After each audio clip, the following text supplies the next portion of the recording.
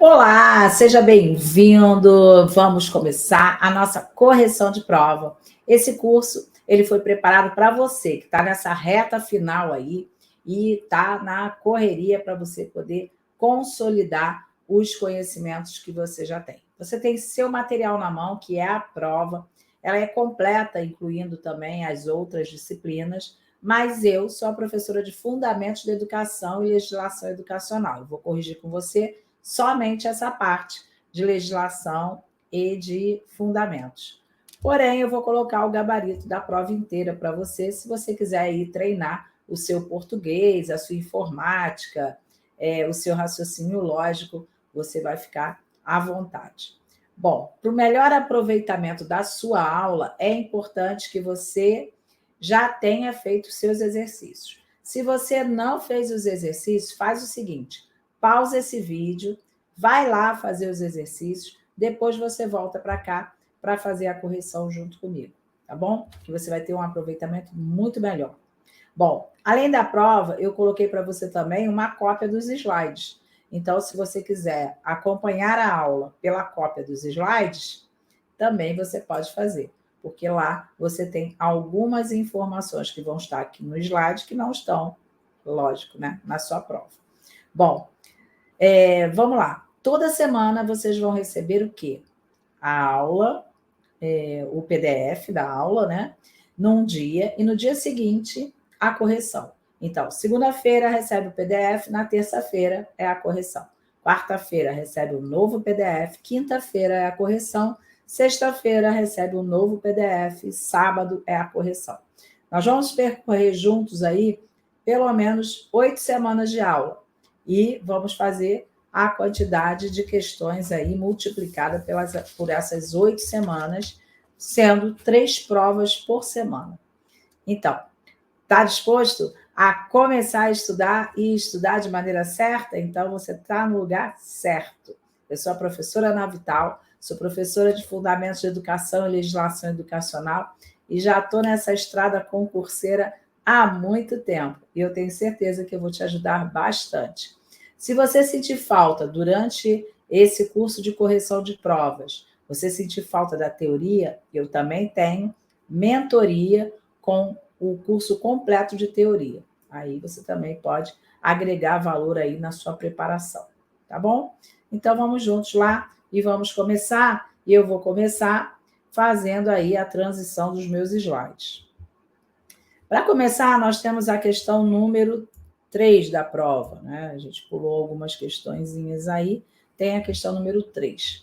O direito à educação de crianças e adolescentes visa o pleno desenvolvimento, preparo para o exercício da cidadania e qualificação para o trabalho. Então, nesse sentido, trata-se do dirigente do estabelecimento de ensino.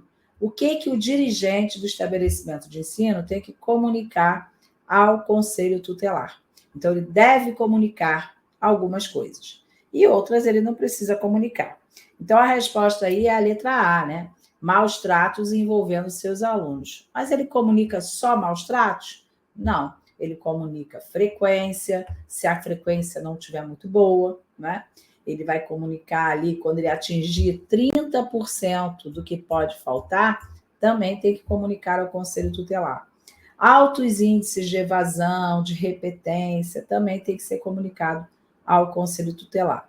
Indisciplina tem que ser resolvido dentro da própria escola. A falta de decoro tem que estar dentro lá do regimento da escola para dizer o que pode e o que não pode fazer. A ausência dos pais nas reuniões pedagógicas também não é motivo para comunicação ao conselho tutelar. Isso tem que ser resolvido pela própria escola. Por isso que no ECA fala o quê? Esgotado todos os recursos escolares. Então, tem que esgotar primeiro os recursos escolares. Vamos ver o que está escrito no artigo 56, que fala dos dirigentes do estabelecimento de ensino fundamental comunicarão ao conselho tutelar casos de maus tratos envolvendo seus alunos, reiteração de faltas injustificadas e evasão escolar, esgotados os recursos escolares. Elevados níveis de repetência também vão ser comunicados ao conselho tutelar. Lembrando que no ECA, a criança e o adolescente têm direito de ser respeitado pelos seus educadores. E também tem direito de contestar os critérios avaliativos, levando até instâncias superiores. Vamos para a questão número 4. A questão número 4 diz que Mateus tem 14 anos, então ele já é um adolescente. Os maiores de 12 anos, né? Aqueles entre 12 e 18 anos, são considerados adolescentes. Ele foi flagrado cometendo um ato infracional. A autoridade policial, informando somente a autoridade judiciária competente, entrou na sala de aula, expôs o aluno com toda a turma numa situação em questão, interrogando Mateus, e sem qualquer resistência, o adolescente o algemou e o levou. E ainda colocou o adolescente no compartimento fechado da viatura até a delegacia. Ele cometeu aí vários crimes. Primeiro, não se algema um adolescente. Segundo, não se coloca o adolescente no compartimento fechado da viatura. Então, considerando esse caso hipotético, a atitude desse policial foi errada e constitui um crime de espécie, né? Crime em espécie. É uma tipificação de crime que existe ali dentro do Estatuto da Criança e do Adolescente. Você sabe que você pode ser punido porque você agiu de forma errada ou porque você omitiu. Então, tem punição para quem faz e também tem punição para quem assiste e não faz nada. Bom, vamos ver em que situações o adolescente está cometendo um ato infracional. Vamos lembrar que ele é de 12 até 18 anos. A criança, apesar de cometer crime, ela não será punida, não será socioeducada. Ela é protegida, porque nenhuma criança deveria estar sozinha sem os seus pais. Então, haverá sempre medidas de proteção para as crianças. Para o adolescente, além da medida de proteção, tem a medida de prevenção. Então, vamos lá, o que ele cometeu? Ou ele cometeu um ato infracional e ele recebeu uma advertência. O juiz vai dar uma bronca nele, né? E vai reduzir essa bronca a termo. E vai dizer para ele, da próxima vez a coisa não vai ficar tão boazinha assim não, hein? Depois é obrigação de reparação de dano. Vamos dizer que ele quebrou o carro do professor. Ele tem obrigação de reparar o dano, mas ele não tem dinheiro, então ele vai prestar serviço à comunidade. Ele já começa a cometer pequenos delitos, ele já começa a cometer arruaça na rua, ele começa a roubar, ele começa a usar pequenas drogas, né? Então, ele vai ser colocado em liberdade assistida. O que é a liberdade assistida? Ele vai ser vigiado por uma equipe multiprofissional. Assistente social, pedagogo, psicólogo, estarão de olho nele, tanto no trabalho, quanto na vida comunitária, quanto lá perto dos vizinhos, né? Na escola. Então, liberdade assistida, ele fica solto, né? Ele fica livre, mas ele está sendo assistido. Inserção no regime de semi-liberdade, ele vai fazer o quê? Ele vai ficar durante o dia fazendo todas as suas atividades e à noite ele volta para dormir dentro da instituição. E a internação é a privação de liberdade. Ele não pode mais sair. Então, além dessas medidas socioeducativas, eles também serão aplicadas medidas do artigo 101, que são as medidas protetivas. Então, elas podem ser colocadas de forma conjunta, né? Separadamente ou conjuntamente, as medidas socioeducativas e as medidas protetivas. A medida aplicada ao adolescente levará sempre em conta a sua capacidade de cumprir essa medida e as circunstâncias da gravidade. Em hipótese alguma, sob pretexto nenhum, será admitida trabalho forçado. Ele precisa, mesmo na prestação de serviço, ele precisa estar estudando, ele precisa gostar daquilo que ele está fazendo, ele não pode ser obrigado a fazer. Os adolescentes portadores de doença ou de deficiência mental, vão receber tratamento individual e especializado no local adequado. Quer dizer, vamos dizer que um adolescente que tem necessidades educacionais especiais, tem uma deficiência mental, ele cometeu um ato infracional. Ele será sócio-educado, mas só que ele vai receber um tratamento individual e especializado em local adequado. Ele não vai ficar junto com os demais. Eita, agora deu um ataque de tosse aqui. Lá no artigo 231, diz o seguinte, que a autoridade policial, quando ela for fazer a apreensão de crianças ou adolescentes, ela tem que comunicar imediatamente à autoridade judiciária competente. E também à família do apreendido. Porque ou uma pessoa que ele indicar, pode ser que ele não tenha uma família presente. Então, uma pessoa que ele indicar, um tio, um padrinho, um amigo, tem que ser maior de idade. Se a autoridade policial deixar de fazer isso, é detenção de 6 meses a 2 anos, porque é crime, né? Questão número 5.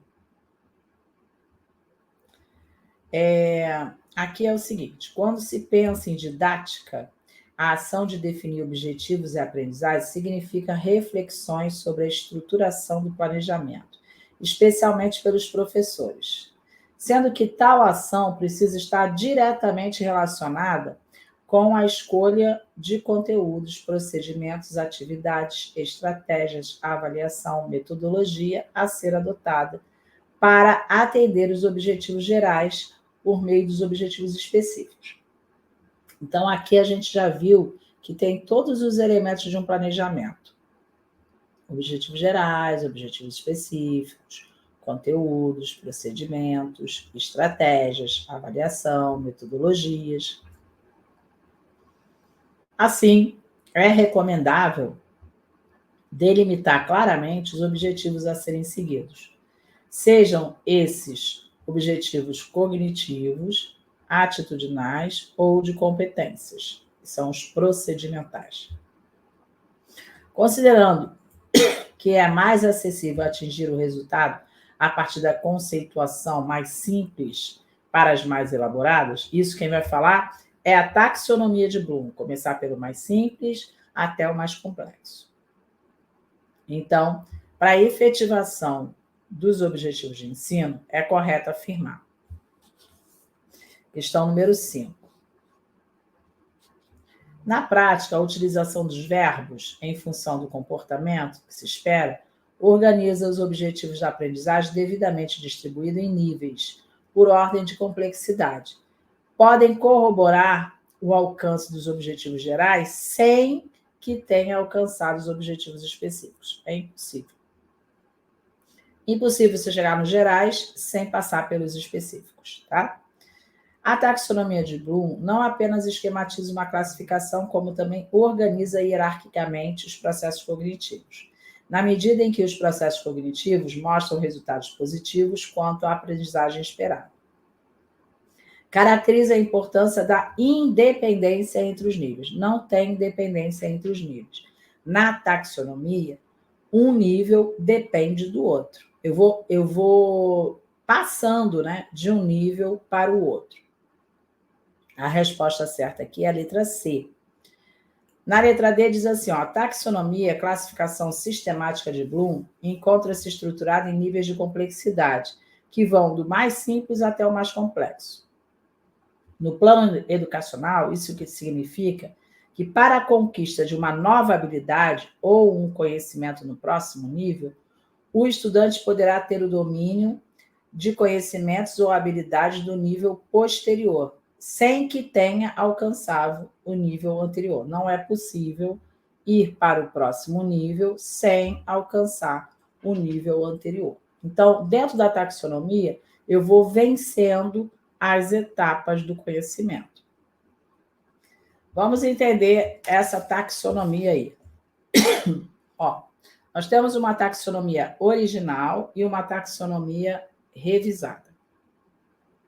Na taxonomia original, criada lá na década de 50, de 60, Nós vamos ter o conhecimento.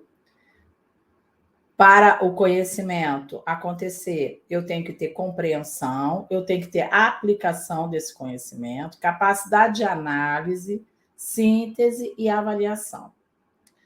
Já na taxonomia revisada, eu tenho que partir dos conhecimentos prévios dos alunos. Então, eu começo com lembrar, depois compreender, aplicar, analisar, avaliar e criar, porque eu estou colocando o aluno como ativo dentro desse processo. Na taxonomia original, o aluno estava ali no tecnicismo. Então, eu não vou partir do que ele lembra e também não vou deixar espaço para a criação dele. Tá? Então, a ordem é do inferior para o pensamento superior. Então, existe uma hierarquia entre as etapas aí da taxonomia. Vamos para a questão número 6. Os processos de avaliação formativa foram concebidos inicialmente